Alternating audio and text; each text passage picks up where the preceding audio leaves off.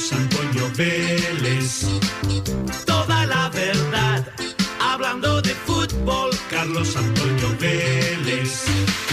Carlos Antonio Vélez, el analista. Carlos Antonio Vélez, número 1. Carlos Antonio Vélez, el analista de verdad.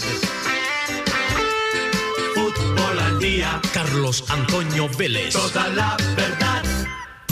Planeta Fútbol presenta a Carlos Antonio Vélez en Palabras Mayores.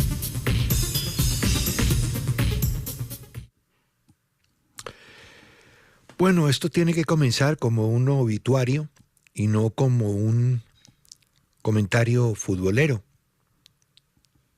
Dos personajes que tienen que ver con el fútbol, con la vida y con el mundo se han ido en las últimas 48 horas.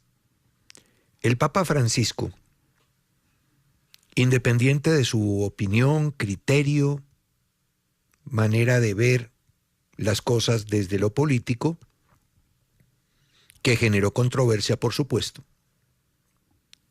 era un hombre vinculado y ligado al fútbol. Socio 88.235 de San Lorenzo. San Lorenzo tenía un estadio en la Avenida La Plata, una avenida empedrada al lado de una bomba de gasolina. Por eso se llamaba el gasómetro de Avenida de La Plata. Ahí, en un estadio que tenía tablones como los viejos estadios argentinos, el Papa Francisco iba a ver a su equipo, Cuervo, fiel y total. Él asume en el 2013 y después sale San Lorenzo campeón de la Libertadores y van a visitarlo y le llevan, cuentan quienes vieron el episodio, le llevaron un pedazo precisamente de los tablones, le llevaron una camiseta emblemática de uno de sus ídolos. Cuenta el diario deportivo Le esta mañana que en esa visita estuvieron el técnico y los jugadores, pero lo más importante fue lo que le entregaron al Papa. Dice la historia que la camiseta era de René Pontoni,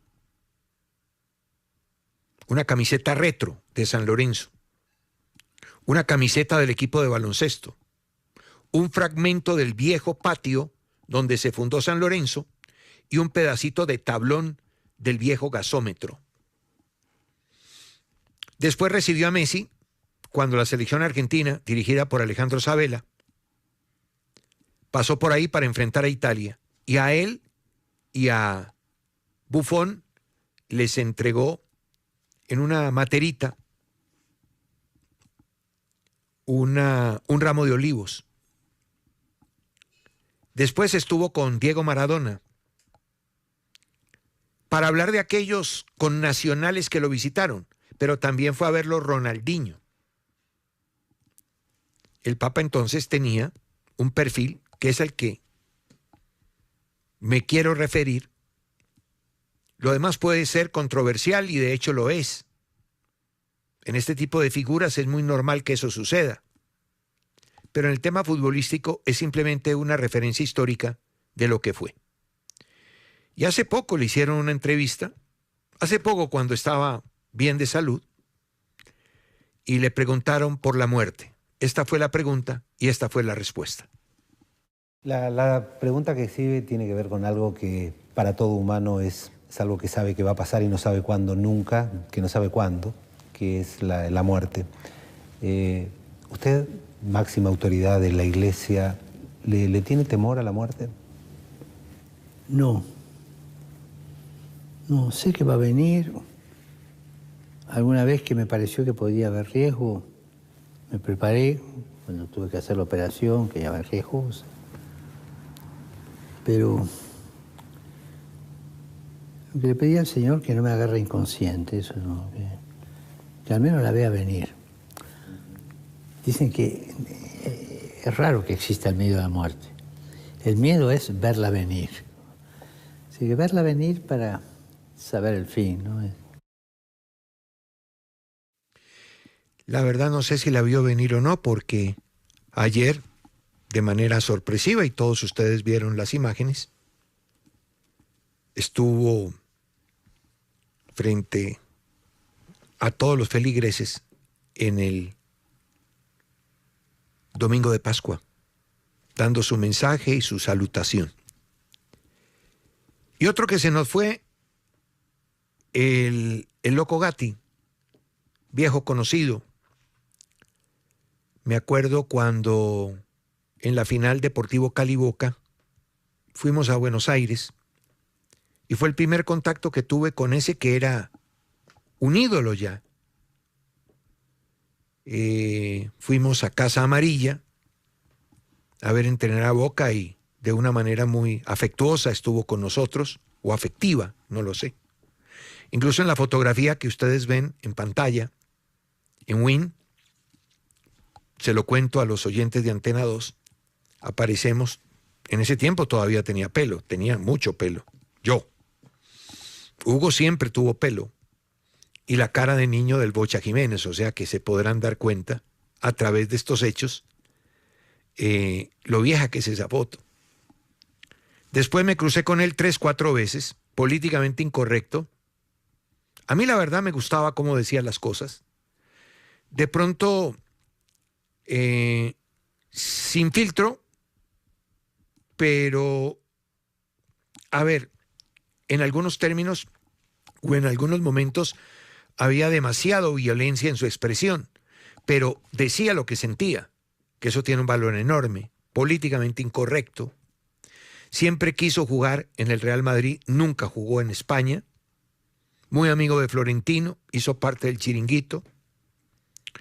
Era su aparición post-campaña, una campaña llena de marcas, porque ha sido el jugador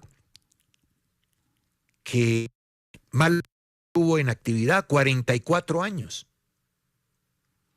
Además, en el fútbol argentino, ningún jugador jugó tantos partidos como él, 765. Y en los equipos en que estuvo, Atlanta, River, Gimnasia, Unión y Boca, sumó esa cantidad enorme de juegos, con lo que le permitió en algún momento algún partido en selección argentina, 417 juegos como titular en Boca. Y fue el pionero de una manera de jugar, el arquero líbero, así se llamaba en aquella época, porque en aquella época, contrario a lo de hoy, se jugaba con 2 marcadores centrales de características diferentes. Uno que jugaba cerca al arquero, que llamaban líbero, término italiano, y el otro el stopper, término inglés. Y se decía que había que armar la defensa con un jugador que fuera barredor, socio de todos, que le cuidara la espalda a todos, cerca al arquero, ese era el líbero, y el stopper, un perro de presa que perseguía al 9 rival hasta la casa, o hasta la concentración, o hasta el vestuario. No lo podía dejar mover, que es lo que da el nacimiento a la importancia e influencia del llamado número 10. El stopper es el que crea el 10, porque agarraba al 9 y lo seguía por todas partes, y el líbero se quedaba atrás esperando a ver quién caía y a corregirle los errores. Era el borrador de todos los defensores. De eso ya no hay. Hoy por hoy se juega sin stopper. Yo siento que muchos de estos muchachos nuevos, buenos comentaristas todos, dicen que cuando una defensa es de 3, los laderos del central son stoppers. No, ya eso no existe. El stopper clásico era un jugador que perseguía por toda la cancha. Si el 9 se iba a saludar a la mamá, allá lo iba a acompañar. Si se iba al baño, lo acompañaba al baño. De eso ya no hay. Por eso la utilización del término stopper no es correcta. Es un término que además nace en el fútbol inglés. Y justamente por jugar afuera del campo, del arquero, del radio de acción del arquero normal, decían que Gatti era arquero líbero. Jugaba afuera, el equipo podía tener bloques altos porque él se encargaba de custodiar en zona posterior todo lo que le correspondía a él y a los defensores en retroceso. Es el pionero de eso que después ejecutó René Higuita con mucha más técnica, porque René, como fue delantero y le gustaba jugar en las prácticas de delantero, tenía la facilidad de manejar las extremidades inferiores. Los equipos que tenían a Gatti y a Higuita jugaban con 11. Los demás juegan con 10. Entonces, esos jugadores que tenían la posibilidad de ser arqueros, utilizar las manos y de paso jugadores, utilizar las extremidades inferiores con destreza, más la que tenía Higuita que la que tenía Gatti, marcaron una leyenda. Pues bien, se nos fue a los 80 años Gatti. Tengo que terminar el obituario y pasen la tumba para todos. Pataleta 4.0 de James. La primera, cuando arranca a echarle la culpa a los árbitros de todo lo que encuentra, empezando por la final de la Copa América. Pataleta 1, tenue. Eleva el nivel de pataleta cuando viene la selección nacional, aunque ya había tenido algunos, ¿no?, por ahí intentos, cuando no dejó entrar a Yasser Asprilla en algún partido, cuando le decía que no al técnico, que no lo sacara, y el técnico obedecía, y pasa lo que sucedió en los partidos de la última secuencia de selección nacional. Pataleta 3.0, cuando en el piso lanza un botín hace poco, que no alcanza a golpear a nadie, por fortuna, pero era una clara expresión de desaprobación, con razón o sin ella, a una decisión arbitral. Eso merecía un castigo que el árbitro, muerto del miedo, no dio. Ahora le apareció un árbitro respondón, después de abrazo, reencuentro con Sergio Ramos, pose para todas, posaron para todas las televisiones y para todas las portadas de los diarios. Justamente una supuesta infracción de Ramos hace que llegue una protesta salida de madre que termina con una expulsión. La expulsión es lo de menos. Lo demás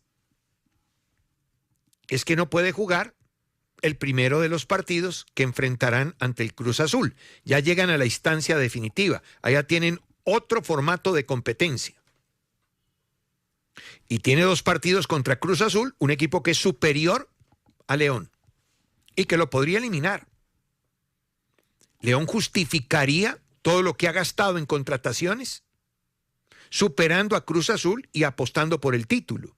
Pero si se queda ahí, ¿de qué sirvió? Recuerden que fue puntero, ahora es sexto. La tabla de posiciones lo muestra. 1 Toluca, 2 América, 3 Cruz Azul, 4 Tigres, 5 Necaxa, 6 León. Vea, por esto no se fue a jugar playoff, porque play-in juegan los de arriba, los 6 primeros. Pero ya Monterrey, Pachuca, Juárez y Pumas juegan otra cosa para clasificar los rivales del primero y el segundo. Mejor dicho, es un repechaje. León estuvo a 2 puntos de caer al repechaje. De los últimos 7 partidos, perdió 5. Demasiado, ¿no? Mucho. Y justo lo que viene es ese enfrentamiento con Cruz Azul y se va a perder el primero. Vaina brava. Ahora, ¿cómo interpreto? ¿Cuál es mi interpretación personal a las pataletas? Las pataletas son ya una clara evidencia de desesperación, de querer hacer algo y no poderlo hacer. Y claro, eso lleva a estos estados de confusión y de alguna manera hay que extrovertir todo lo que se lleva por dentro. Y él, por impotencia, está haciendo estas cosas. Una pena. Va a terminar el torneo y hay jugadores con mejor nivel que él, colombianos. Sí, y con mucha más presencia. Cambindo, por ejemplo, es el segundo goleador. Y no es el primero porque se lesionó y no ha jugado los últimos partidos. Uno. El mismo Mendoza, que es su compañero. Y que hace goles y los hace decisivos. Y de Osa, en los últimos partidos, ayer, por ejemplo, marcó el segundo. De Osa, que llegó a Monterrey como una de las contrataciones y sumas con Sergio Ramos para elevar el nivel. Ayer fue protagonista. O sea que hay jugadores con mejor nivel y con mejores respuestas y que valen, por supuesto, muchísimo menos que James. No es un buen momento. Definitivamente el 25 no comenzó bien para el hombre. Oiga, algo está pasando con la sub-20. Profe Torres y Federación Colombiana de Fútbol, hay que coordinar mejor estas etapas de preparación. Tenemos el Mundial allá. Lo tenemos allá. Y cuando digo allá es en la mira. El Mundial de la categoría. Se monta un microciclo y empiezan a caerse los jugadores. El primero que se cae, Villarreal. No, que no lo llamen. Es un poco la necesidad de Millonarios. No lo puede prestar ahora. Entonces yo creo que hay que coordinar un poquito mejor eso, ¿o no?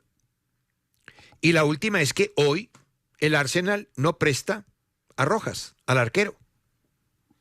Y no lo presta porque el Arsenal ha llegado a semifinal de la Champions en Europa, de la Champions.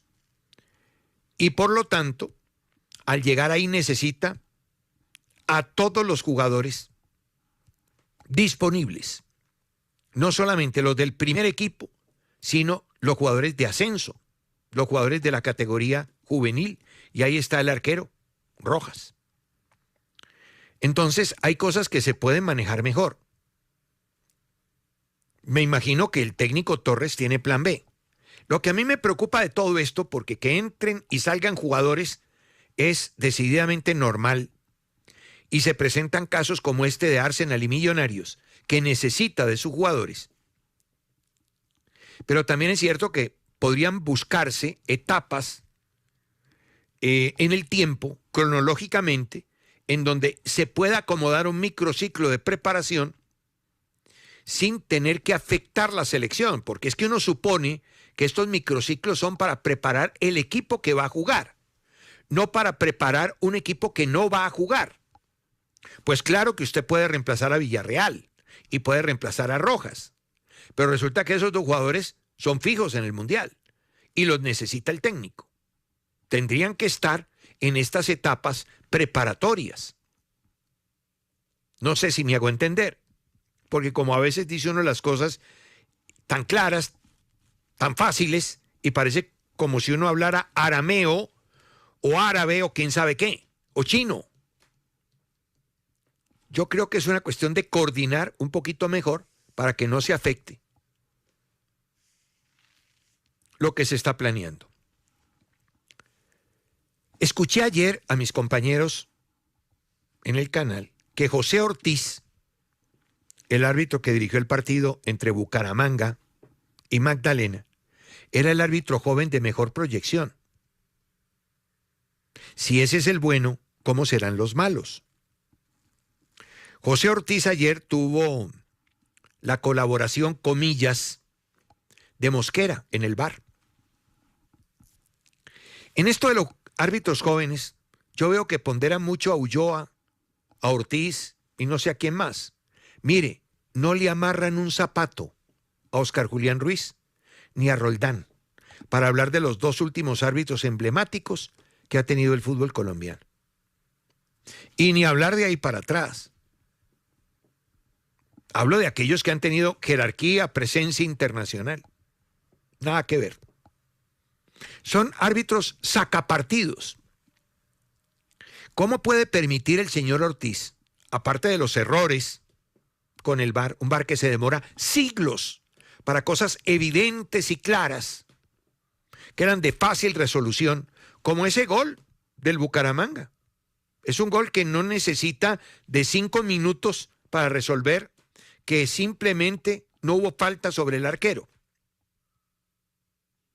Pero es que lo más grave es que a Ortiz en la discusión lo empujan, lo tocan, y creo que hasta Quintana alcanza a golpearlo, o uno de ellos.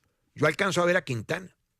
¿Cómo puede permitir un árbitro que cada vez que hay una situación en discusión se le arrimen 10 tipos, 15 tipos, de un equipo y del otro, vociferando, se ponen cara a cara, cuando la norma actual es que con los únicos que debe interactuar un árbitro es con los capitanes?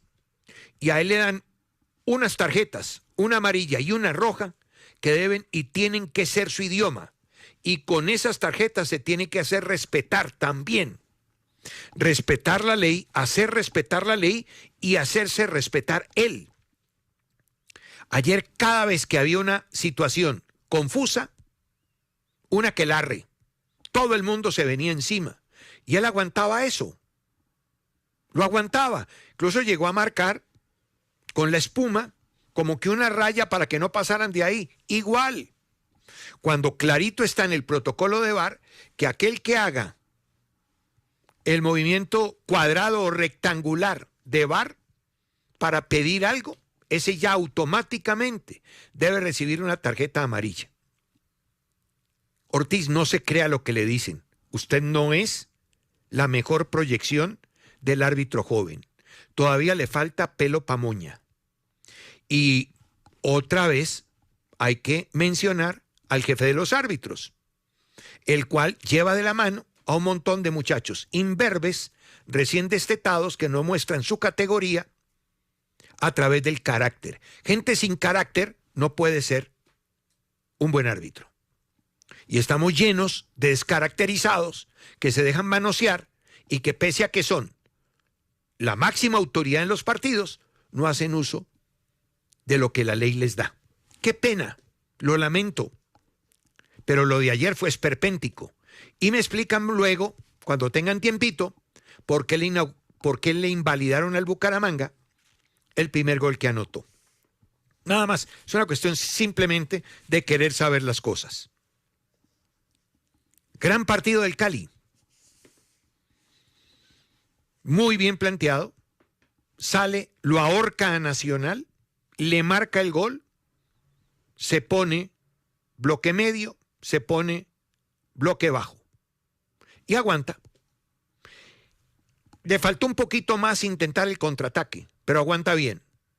Agresivo, la intensidad defensiva era alta, altísima, campo contrario, campo medio y campo propio. La intensidad ofensiva no tanta. Atlético Nacional propietario de la pelota, pero en una sequía enorme de aproximación con claridad. Llegaba, pero no tenía cómo tirar a puerta. Y sin progresivo y sin última jugada, no hay posibilidad de triunfo. Tecillo 2 veces, minuto 79.33, y a los 90 y punta logró 2 llegadas que hicieron figura al arquero. Pero antes Nacional no había hecho un solo tiro a puerta. Se pasó 80 minutos sin tirar a puerta, pese a que tenía la pelota. y como la gente se imagina o cree que tener la pelota es ser superior al rival, pues muchos creen que Nacional era superior al Cali. No, el que tenía el control era el Cali. El que tenía la pelota era Nacional. Cardona fue sacado de casillas porque la primera le salió mal. Cuando un equipo presiona, no puede salir caminando y por carril central porque te quitan la pelota. Esa pudo haber sido una anotación más de entrada del Deportivo Cali y desde ahí se descompuso. Le hicieron sacar una tarjeta amarilla y al final lo sustituyeron bien. Organizó un poquito mejor Mateo Zuribe porque es un poco más, ¿no?, de ida y vuelta. Marino desapareció. Le hicieron un marcaje de eso que en el baloncesto se llama defensa con ayuda y daron lo borraron. Espero que haya sido un mal partido de Marino. No vaya a ser, y repito lo que dije ayer en la transmisión, así algunos se alebresten, no vaya a ser que el personaje lo está absorbiendo. Yo creo que de todas maneras necesita ayuda. ¿Y qué es ayuda? Hombre, venga, tranquilo, tranquilices. Usted es un crack, tal, trabajarle un poquito la cabeza. Eso es ayuda, todos necesitamos ayuda. No se preocupen, tranquilos. Lo cierto es que Harlan hizo un gran partido. El zaguero uruguayo también. A mí se me olvida el nombre de... Juega tan poquito y lo critican tanto. Corujo hizo un gran partido. El arquero salvó 2 y de Nacional el diferente Tecillo, defendiendo y atacando. Gran partido del Cali. Lo de Nacional es que va a tener que revisar algunas cosas, entre otras, pensar en que por ahí puede estar fatigando demasiado a jugadores del equipo de gala, en un torneo y en el otro. No llegar al extremo de la rotación insulsa y tampoco de mantener un plantel que termine desgastado. Piénsenlo. Planeta Fútbol presentó a Carlos Antonio Vélez en Palabras Mayores.